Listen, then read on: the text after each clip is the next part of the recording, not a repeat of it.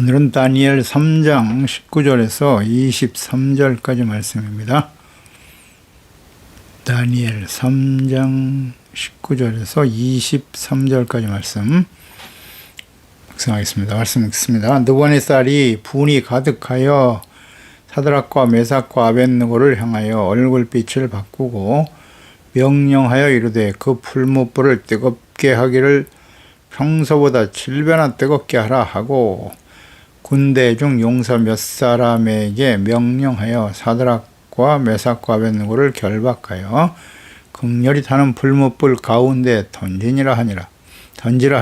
그러자 그 사람들을 겉옷과 속옷과 모자와 다른 옷을 입은 채 결박하여 맹렬히 타는 풀무불 가운데 던졌더라. 왕의 명령이 엄하고 풀무불이 심히 뜨거우므로 불꽃이 사드락과 메삭과 아벳느고를 붙든 사람을 태워 죽였고 이 세 사람 사드락과 메삭과 아벳느고는 결박된 채 맹렬히 타는 풀무불 가운데 떨어졌더라. 아멘. 우상에 절하지 않고 죽음을 선택한 사람들, 평소 다니엘과 그 친구들의 지혜와 능력을 인정했던 느부갓네살 왕, 이 세 사람이 자신이 만든 신상에 절하지 않았다는 참소를 듣고 당장 불러들여서 느부갓네살 왕은 평소에 그들을 아꼈기 때문에 다시 한번 기회를 주고 있습니다. 절하면 선처하겠다, 선의를 베풀겠다고 좀 회유를 하고 있는 것이죠. 나는 너를 죽일 것이고 너희가 믿는 하나님은 과연 너희를 구원할 수 있겠는가? 내가 명하여 너희를 죽이면 누가 내 손에서 너희를 구원하겠느냐? 그래서 이제 다니엘의 친구들에게 하나님의 존재와 능력에 대해서 의심하게 하는 말을 하고 있죠. 이것은 종종 사탄 마귀가 시련과 고난을 당하는 하나님의 자녀들에게 사용한 말이었습니다. 지금도 그렇죠. 너를 죽일 수도 있고 살릴 수도 있는 권세를 가지고 있음을 강조하죠. 교만한 느부갓네살 왕, 이에 대해서 사드락과 메삭과 아벳느고 우리가 이 일에 대하여 왕에게 대답할 필요도 없다고 말했어요. 이런 자의 거절해 버리죠. 우리가 섬기시는 하나님이 살아계시기 때문에 맹렬히 타는 풀무불 가운데서 우리를 능히 건져내실 수 있는 분이시고 그리하지 아니하실지라도 우리는 절대 절할 수 없어요. 아주 확고부동한 믿음을 보여주고 있습니다. 이에 대해서 느부갓네살 왕은 어떻게 반응했을까요? 19절에 느부갓네살이 분이 가득하여 그렇죠. 사드락 메삭 아벳느고를 향해 얼굴빛을 바꿨다. 처음엔 선의를 베풀려고 하다가 이들이 뭐 이런 제 말할 필요도 없다고 말하면서 왕과 자신들의 신을 완전히 무시하는 태도를 보였죠. 왕을 내가 멸시하느냐? 분노할 수밖에 없죠. 교만한 바벨론 느부갓네살 왕. 이런 자의 거절을 당하고 차라리 죽음을 선택할 것이다. 하나님께서 구원해 주실 것이라는 말. 그렇지 않아도 절대 절할 수 없어요. 선의를 무시하고 모욕을 하는 그들을 향해 크게 분노할 수밖에 없죠. 그래서 평소보다 7배나 더 불을 뜨겁게 하라. 뜨겁게 하라. 분노의 표시겠죠. 자신의 권위를 무시하는 자들에 대한 교만한 권력자들의 전형적인 태도죠. 이스라엘 하나님에 대해서 전혀 관심이 없네요. 얼마 전까지만 해도 뭐 다니엘의 하나님, 그가 신들 중에 신이라고 고백했던 사람이 말입니다. 그 고백만 가지고는 믿을 수가 없어요. 반드시 변하고, 특히 이런 교만한 권력자들이 하나님을 믿는다는 건 정말 쉽지 않죠. 기회가 주어졌지만 여전히 교만한 자리에 머물러 있죠. 하나님이 살려준다고 하니까 분노하면서 불을 7배나 더 뜨겁게 해 죽이라고 외치고 있습니다.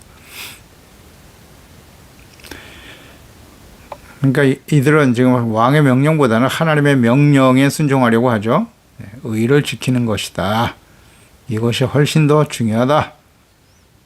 하나님의 말씀에 순종하는 것 때문에 생명을 걸었네요. 차라리 죽겠다.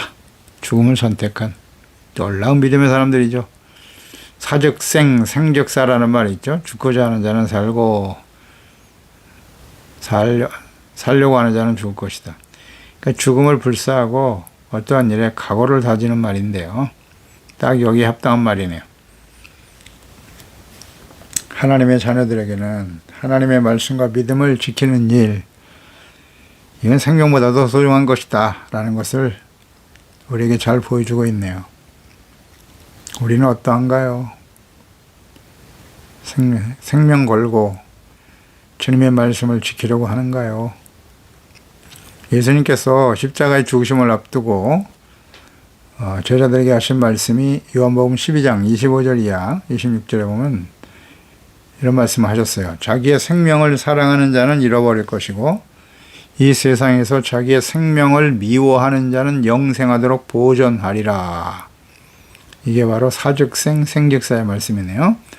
사람이 나를 섬기려면 나를 따르라. 나 있는 곳에 나를 섬기는 자도 거기 있으리니 사람이 나를 섬기면 내 아버지께서 그를 귀히 여기시리라. 예수께서는 자신의 생명을 십자가에 내어 주셨고 그럴 때 하나님께서 죽은 자 가운데서 예수님을 다시 살려내신 것입니다. 이것은 하나님의 뜻이에요. 기꺼이 자신의 목숨을 내어주신 거잖아요. 생명을 내어주셨죠. 모든 사람들의 죄를 용서하시기 위하여 하나님의 뜻을 이루기 위하여 주님의 말씀에 복종하신 거예요.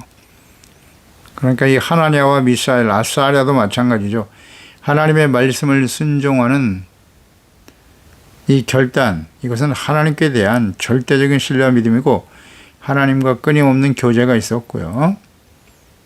왕의 명령보다는 전지전능하신 하나님의 명령을, 말씀을 지키는 것이 마땅하다고 생각한 것입니다. 그의 고백처럼 불 속에 던져놓는다 해도 하나님은 능히 우리를 구원하실 수 있다고. 놀라운 믿음의 고백입니다. 그러니까 하나님의 말씀을 이렇게 순종할 수 있다는 것은 이게 곧 하나님을 사랑하는 일이에요. 나를 사랑하는 자는 나의 계명을 가지고 지키는 자라 하셨으니까 이들은 진실로 하나님을 사랑하고 그래서 그 말씀을 지켜 순종하는 일을 목숨과 바꾸는 거죠. 생명보다 소중하게 여겼다는 거예요. 하나님의 말씀을. 그러니까 자신의 생명을 하나님의 말씀을 지키는 일을 위해서 주저없이 내려놓을 수 있었다. 내려놓을 수 있었다는 거죠. 그럴 때 하나님께서는 이런 사람들 영생하도록 그 생명을 보존하신다. 영원한 생명으로 부활로 나오게 하시는 것입니다. 자, 이 부분을 잘 묵상해 보세요. 예수님께서 자신의 몸을 십자가에 내어주셨다. 주의 말씀에 죽기까지 복종하신 거거든요. 죽기까지 복종하셨다. 이것이 겸손이라고 하셨고 빌립보서 2장 5절 이하에는 너희도 이와 같은 마음을, 예수님의 마음을 본받고 예수님의 마음을 품어야 된다고 하셨거든요.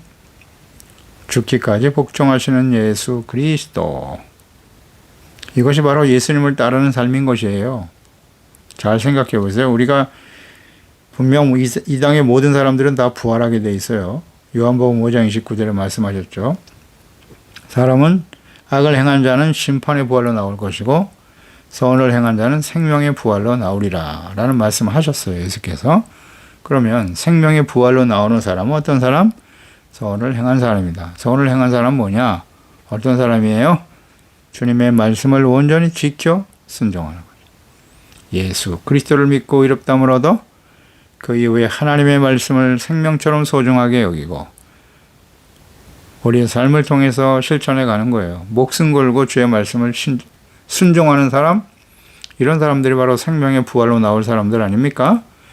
20절에 군대 중 용사 몇 사람에게 명령하여 사드락과 메삭과 아벤느고를 결박하여 극렬히 타는 풀무불 가운데 던져라. 왕의 분노한 명령으로 인해서 이 믿음을 선포한 하나님의 이름을 높인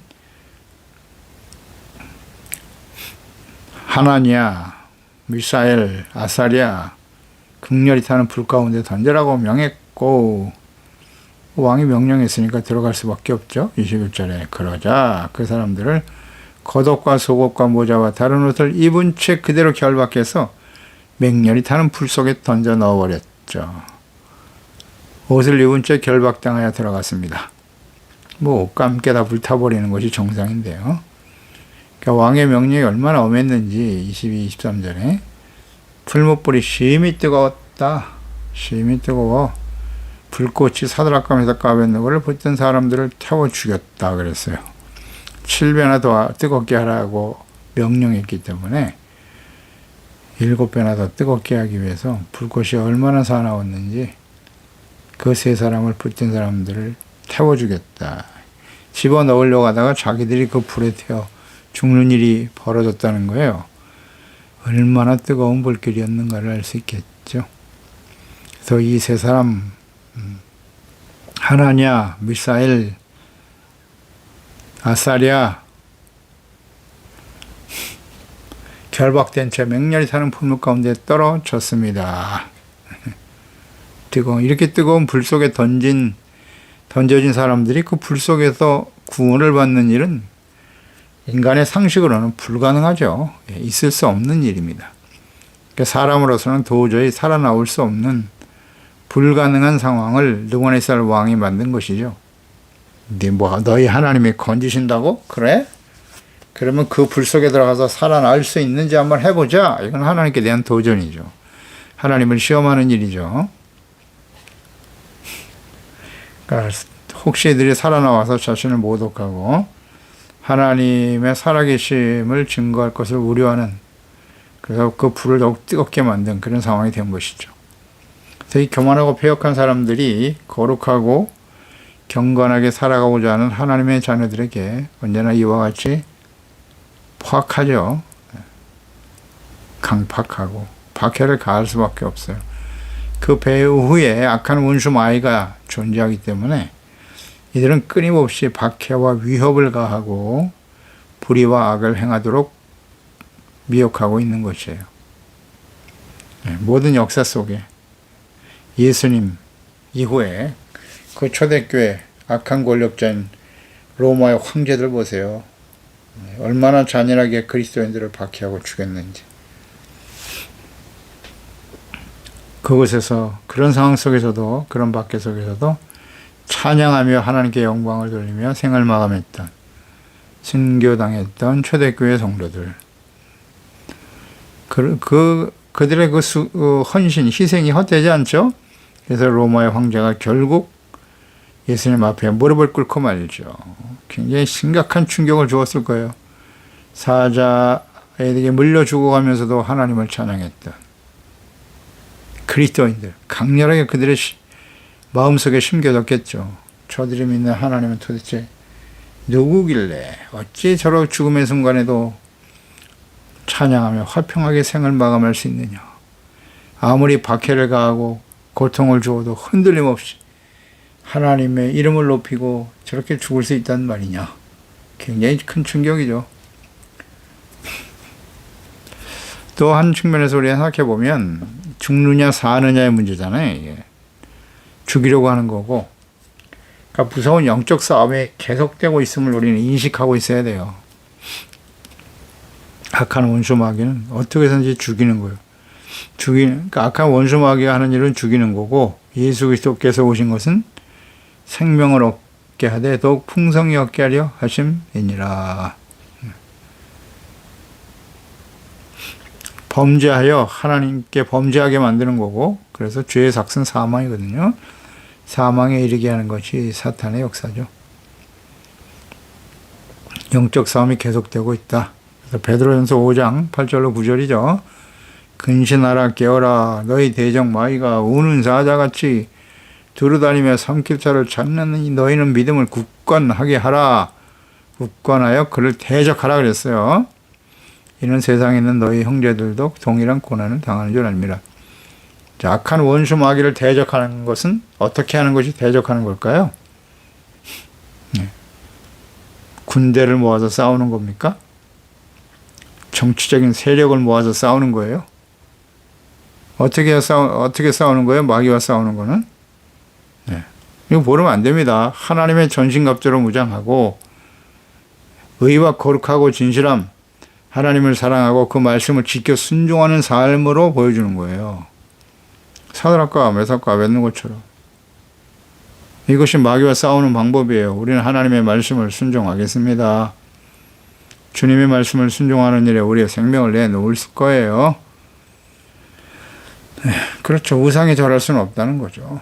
이런 단호한 믿음, 의롭고 거룩한 삶이에요. 그 삶을 통해서 마귀와 싸워 이길 수 있다는 거예요. 교회를 크게 짓고 세력을 크게 늘려야 이길 수 있는 게 아니라고요. 경건과 의롭게 행동하는 사람들에게는 이런 불같은 시련과 고난이 다가오죠. 이들에게 지금 고난이 다가왔어요. 이것은 곧 의를 위해 당하는 고난이고 이것이 바로 복된 고난인 거예요. 8번 마지막 부분이죠. 마태복음 5장 10절이야. 의를 위해 박해를 받는 자는 복이 있다. 천국이 그들의 것입니다. 이런 사람들은 천국이 보장되잖아요. 상속받게 되는 거예요. 나로 말미암아 너희를 욕하고 박해하고 거짓으로 너희를 거슬러 모든 악한 말을 할 때는 너희에게 복이 있나니 기뻐하고 즐거워하라. 하늘에서 너희 상이 큼이라. 너희 전에 있던 선지자들도 이와 같이 박해하였느니라. 그러니까 우리가 의를 위해서 고난을 받는다. 이게 복이 있다고 말씀하셨는데요.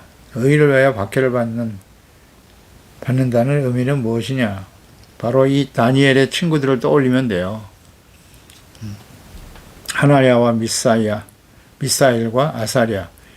이들이 느부갓네살 앞에서 선포했던 말, 행동, 불 속에 던져지는 일, 의를 위해서 하나님의 말씀을 온전히 순종하기 위해서 자신의 모든 것을 내려놓을 수 있는 이것이 바로 의를 위한 고난이에요.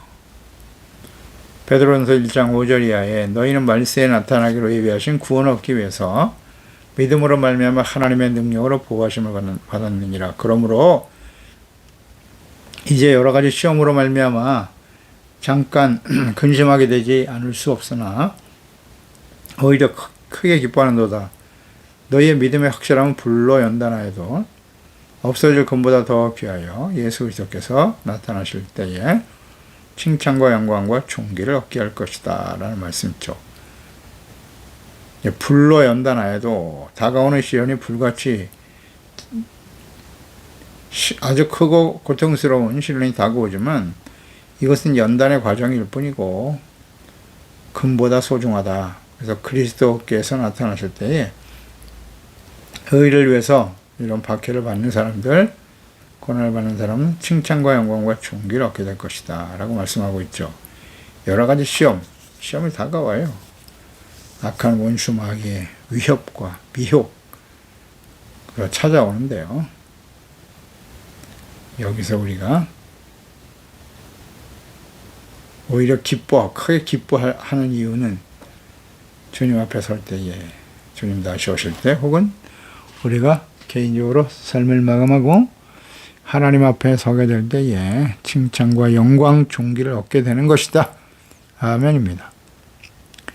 불로 연단하여도 시련은 불로 연단하는 것 같다. 요한계시록 서아시아 7 교회를 향해서 마지막 심판이 임하기 전에 예수님께서 당시에 교회들을 향해서 전하신 말씀이죠.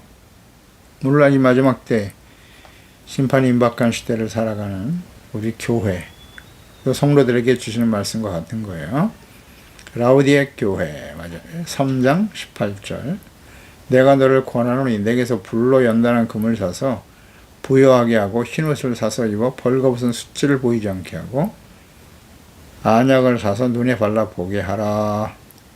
무릇 내가 사랑하는 자를 책망하여 징계하노니 그러므로 내가 열심을 내라 회개하라. 이기는 그에게는 내가 내 보호자에 앉게 하여 주기를 내가 이기고 아버지 보호자에 함께 앉은 것과 같이 하리라. 아멘. 이기는 자가 되라고 말씀하세요. 그리고 연단한 금을 사라. 그것으로 부여하게 하라고 말씀하고 있죠. 불로 연단한 금. 불로 연단한 금은 어떤 것이냐. 의를 위해서 박해를 받고 우리에게 다가오는 여러 가지 시련과 어려움들이 있어요. 그럴 때 이것이 우리를 연단하시려고 보내신 불이다 생각하고 시련이라 생각하고 오히려 기뻐하면서 우리의 잘못된 죄악된 모습을 다 버리는 거예요. 연단이니까 죄를 버리고 순수하고 깨끗한 믿음의 사람이 되어야 한다는 뜻이겠죠. 이게 바로 불로 연단한 금이에요. 그러니까 하나님의 자녀들에게 다가오는 이런 시련, 고난, 이것은 우리를 정결하고 깨끗하고 거룩한 하나님의 자녀들이 되게 하시기 위한 뜻이란 말이죠. 그렇기 때문에 이런 시련과 어려움이 다가올 때 오히려 열심을 내고 회개하는 자가 되는 것이다. 그러니까 사드락과 메삭과 아벳느고처럼 풀무 속에 던져지는 심각한 고난과 시련이 다가온다 할지라도 하나님과 하나님의 말씀에 대한 절대적인 믿음, 그 믿음을 실천해 가는 거예요. 순종하는 것, 이것이 바로 이기는 겁니다. 지금 느부갓네살 왕과 이 다니엘의 친구들이 딱 서서 영적인 싸움을 싸우고 있잖아요. 이 느부갓네살 왕은 회유도 했어요. 너 절만하면 살려줄게. 살려줄게. 그리고 내가 가지고 있는 부와 영광, 권력 그대로 유지해 줄게. 이런 유혹이 하나 있었고 회유죠. 그렇지 않으면 너는 불 속에 들어가 죽는다. 위협, 협박, 박해도 있었단 말이죠. 이런 것들이 바로 영적 싸움이에요. 이럴 때 우리는 어떻게 이겨야 되는 거예요? 하나님의 말씀을 순종하는 거룩하고 의로운 하나님의 자녀로 살아가는 일을 결단하는 거죠. 이런 게 바로 이기는 거예요. 지는 사람처럼 보였잖아요. 느부갓네살이 승리한 것처럼 보이죠? 사드락과 메삭과 아벳느고가 불 속에 들어가서 진 걸로 보이지 않습니까? 그렇지 않아요. 어떻게 이기는 것인가를 잘 생각해야 돼요. 불 속에 들어가 죽을 것이 아니라 잠시 불의와 타협하고 절을 하더라도 그 권력을 가지고 내 백성들을 지키고 하나님을 예배하고 섬기면 될 것이 아니냐? 뭐 이렇게 생각할 수도 있지 않겠습니까? 그런 게 이기는 게 아니에요. 자, 이거 참